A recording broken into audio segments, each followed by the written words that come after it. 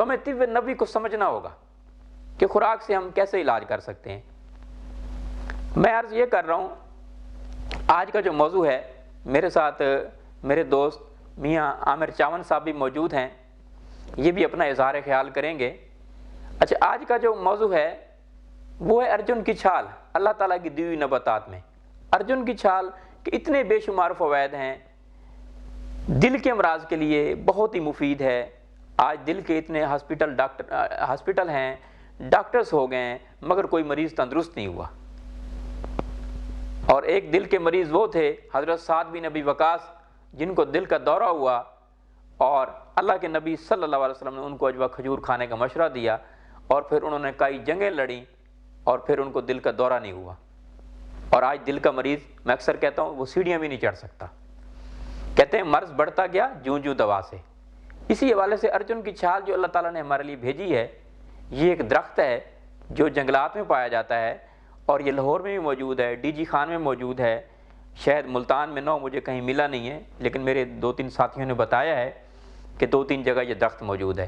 تو ارجن کی چھال کے حوالے سے عرض کرتا ہوں، یہ دل کے امراض کے لیے بہت مفید ہے۔ بریٹیکارڈیا ہو، پیلپیٹیشن ہو، ڈاکٹر صاحبان اگر آپ کو یہ تجویز کریں آپ کو اینجیو پلاسٹی کروانی ہے یا اینجیوگرافی کروانی ہے یا دل کا بائی پاس کروانا ہے، تو اس حوالے سے ارجن کی چھال بہت ہی مفید ہے۔ ارجن کی چھال میں آپ کو طریقہ بتاتا ہوں۔ اگر اس کا سفوف لیں تو 3 سے 4 گرام لیجئے پانی کے ساتھ، اور اگر اس کا جوشاندہ بنا کے استعمال کریں تو بہت مفید ہے۔ اس کی چائے بنا کے استعمال کریں تو بہت مفید ہے۔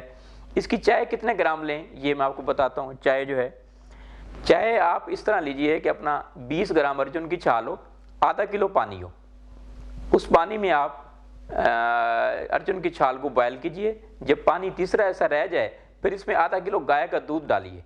گائے کا دودھ ڈال کے اس چھال کو آپ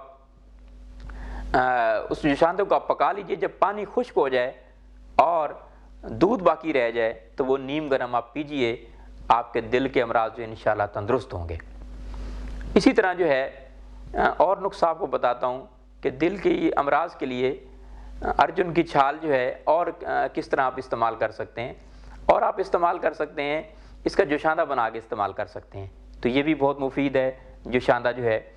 اسی طرح جن کو اپنا جو ہے نا جوڑوں کا درد ہے وہ بھی ارجن کی چھال استعمال کریں، جن کو معدے کی تکلیف ہے وہ بھی استعمال کریں، دماغ کے امراض والے لوگ بھی استعمال کریں ارجن کی چھال۔ ارجن کی چھال جو ہے دل کے امراض کے ساتھ دماغ کے امراض کے لیے بھی ٹھیک ہے، اور اس طرح جن کو نزلہ زکام ہو، جن کے گلے میں سوجن ہو، اس کے لیے بہت مفید ہے، اس کے غرارے کریں۔ اور جن کو جو ہے نا زخم ہو گئے ہوں، پرانے زخم ہوں، تو اس کے جوشاندہ بنا کے وہ پاؤں آپ دھوئیں، انشاءاللہ اس سے جو ہے نا زخم جو ہے نا ختم ہو جائیں گے۔ بہت بہت شکریہ۔